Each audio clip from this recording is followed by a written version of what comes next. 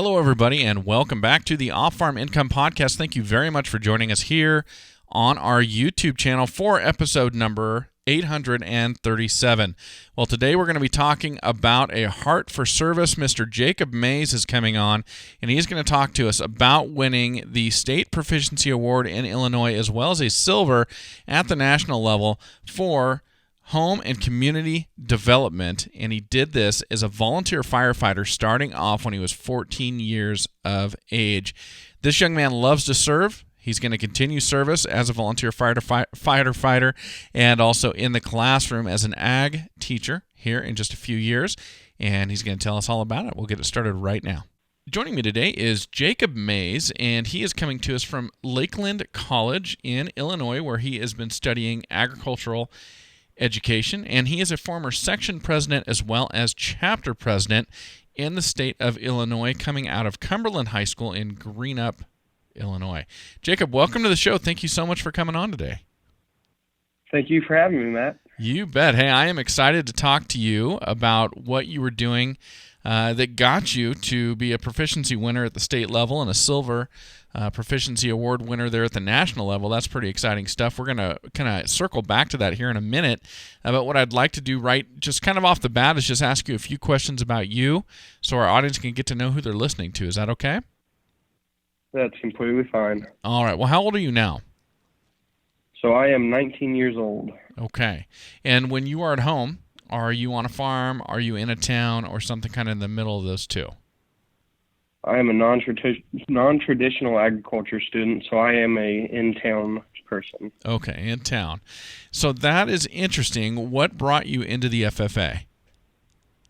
I was born and raised in Nebraska originally, so I kind of moved here when I first got into high school, and I took an intro to ag class because Nebraska is known for all its agriculture, and I was really interested in learning more about it. Okay. And when I did that, my advisor had me go to one of the meetings, and I was like, this is really fun. I want to get more involved, and then it just took off from there. Okay.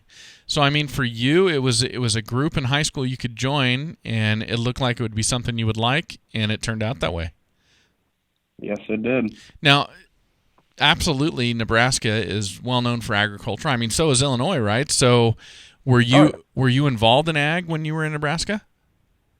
So when I was in Nebraska, my sisters had livestock, had horses, and that's about the biggest connection to ag I had. Okay. One of my sisters were in FFA also, so that kind of played a role again.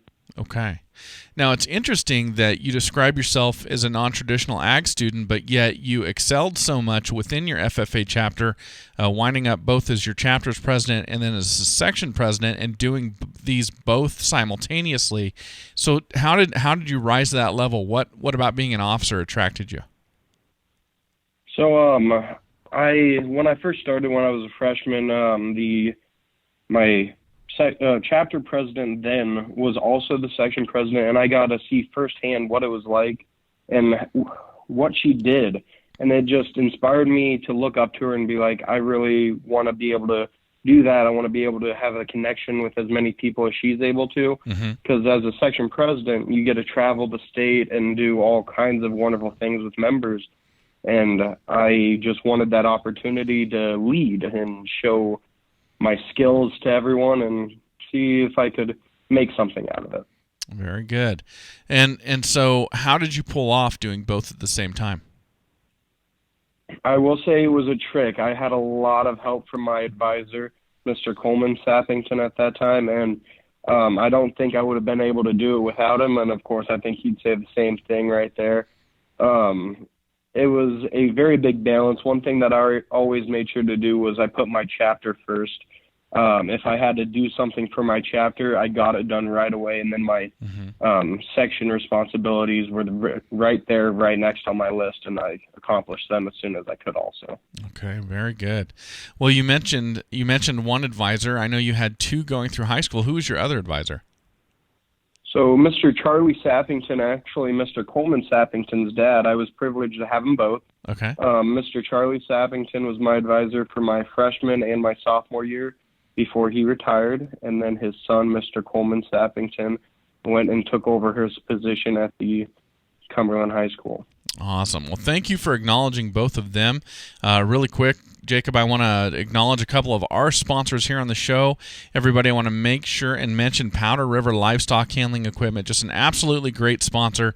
They have been for years now, and just thrilled to have them here supporting the Off-Farm Income Podcast, supporting the FFA and agriculture by helping to keep this show on the air. And want to encourage you to check them out at powderriver.com and let your local farm and ranch retailer know you'd like to see that Powder River green, squeeze chutes, panels, sweep tubs, whatever it is you need to handle your large livestock in their yard. So you've got the option of purchasing the finest livestock handling equipment that is available to you. And then, of course, Lacrosse Footwear, everybody, at lacrossefootwear.com. Just so thrilled to be partnered with this great and historic company going all the way back to the 19th century and then being a pivotal part of outfitting soldiers during World War II. Just thrilled to be partnered with Lacrosse, and always love to mention Lacrosse during our FFA interviews because they are so proud to support the FFA by annually sponsoring 15 scholarships along with 100 jackets as part of the Give the Gift of Blue program. Make sure that you are putting Lacrosse boots on your feet, and you can find them again at lacrossefootwear.com. All right. Well, Jacob, let's talk about your supervised agricultural experience. I want to hear more about this. What'd you do? So I did hold 2 record books. The one that I went on to state and ended up winning and proceeded to nationals with was home and community development. And my second one was food service, which was one I just did on the side to help me get my state degree and help pursue my American degree. Okay, very cool. Well, let's take them in reverse order. So, food service, how did this project help you to get that state degree, and how is it helping you pursue the American degree? So with both of the degrees, there is a required amount of hours or a dollar amount. Mm-hmm. And I decided to go and work in a food service. I worked at an IHOP in my local town, and I went, and it helped me get to that dollar amount that I needed. Even though I did exceed in hours, I wanted to have both of them and help me get a better chance at potentially rising a little bit quicker. Okay. Now, when you go to work at a restaurant like IHOP, like what was your job there? So I was a cook and server. It depended on the day what I was doing. Okay. They just like to throw me everywhere. Gotcha. So now, obviously, all the food you're cooking relates directly back to agriculture. Is that how you tie a job like that into the FFA? That is exactly how it is. So for Illinois, if I am correct, we do have a food service state proficiency winner, but they do not continue on to nationals. So I, of course, wanted to try and do my best, so I didn't compete in that area. Okay. And so everything's tied back to agriculture when you're doing that SAE, and you have to tie what you're doing with the food, how you got it, and bring it all full circle. Okay. So can you give us an example of how you would, I guess, illustrate that to the people who will be looking at your record book and making a judgment on whether or not you received that state degree or that American degree? How did you tie it all together? So when I was interviewing for my state degree, we did bring it up, and they mainly asked me food safe questions because that was a requirement for we had to have a food safe license. And then they would ask how this would relate to agriculture would be a big question. And we just brought it back how everything we grow, all corn, soybeans, livestock that we have, it all is there, and we break it down to food and then process it, eat it, and then it's agriculture. Not many people realize that are non-agriculture, but I think it's an amazing thing that needs to be recognized at a lot of places. Yeah, absolutely. Okay. Let's talk about the home and community development SAE. What did you do for that? I am a volunteer firefighter at the Green Up Fire Protection District. Okay. And I started that when I was real young, when I was about 14. So. Okay. Now, when you're 14, are your duties limited, or do you get to do everything that an adult volunteer firefighter gets to do? So when I am 14, there is restrictions. starting out, you're considered an explorer. You're exploring the fire program. Okay. And they limit you to what you can do. You cannot enter structure. You cannot go on the interstate. Anything that would put your life in immediate danger, they try to keep you out of. Okay. If you're underage, of course. Okay. As you grow up, I got a first responders license at 17, and I also went through a EMT class. Okay. And once that happened, they kind of backed down a little bit. After I went to fire college, they cooled down and allowed me to do some of those things that a full member would do, and then I got the title. Gotcha. Okay. So is there like a state law that says when you're able to do that, or was it just like department policy that was stopping you from doing that until you went and got the training? So at our department, our Explorer program goes from when you're 14 until up to your 21 birthday. Okay. I got voted on when I was 18. 18 is the age that they are allowed full membership on a department. Mm-hmm. And it's just for safety reasons and insurance-wise. Gotcha. Okay.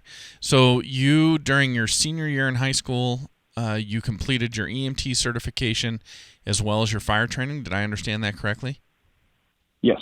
Okay. Very good, man. The EMT is intense. And it is. Go ahead. It is very. Yeah, really intense. Now, were you able to do that through like a CTE program at your high school, or did you have to go outside of your high school to be able to do that?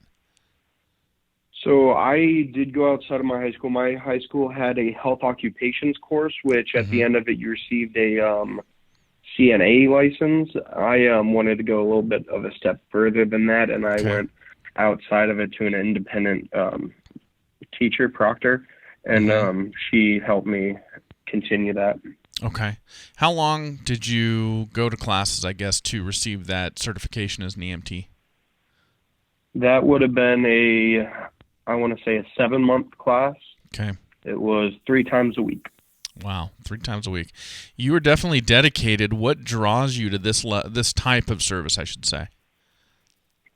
So a lot of people have different reasons. My main reasons were my dad was an EMT, and he's been in the fire service for 14 years. And my stepmom is a paramedic and respiratory therapist.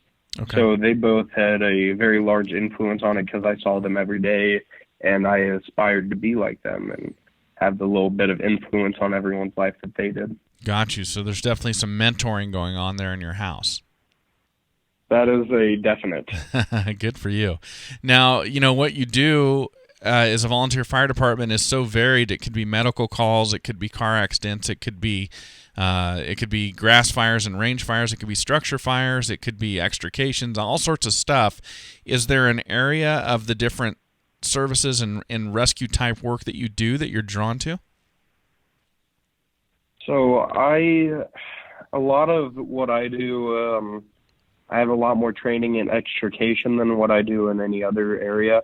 Of course, I do have a lot of training in structure fires and other emergents, but what we have is mostly car accidents and extrication needs. Because we have a section of the interstate running through our protection district along with a lot of major highways. So we deal with a lot of accidents. Every once in a while we'll have field fires or what turn into wildland fires, and those are far and in between depending on the weather. Yeah. And then you're in farming country, so do you get training in some farm rescues, things we read about every year, in the silos and things like that? So yes, we do have grain bin training, and we also have a training on grain bin extrication. Okay. And those are just 2 things that we like to keep on track, and we also have a lot of training with tractors and combine fires if those were to arise. Okay, interesting stuff. Wow. So you're continuing on as a volunteer fire. Is this something that you think is going to be ever present in your life? You'll always be doing this as a volunteer, regardless of what your main vocation is? I do think I will continue with the volunteer. I am planning to minor in it when I transfer to the U of I. Okay. So at the U of I, there is the Illinois Fire Service Institute, and I would like to minor in the fire science degree. Okay. Very good. So you're going to wind up, if things go as you're planning them right now, you're going to wind up with a bachelor's degree in ag education and a minor in fire science. Is that right? That is correct. Okay. And then you want to return to the classroom as an ag teacher? Yes.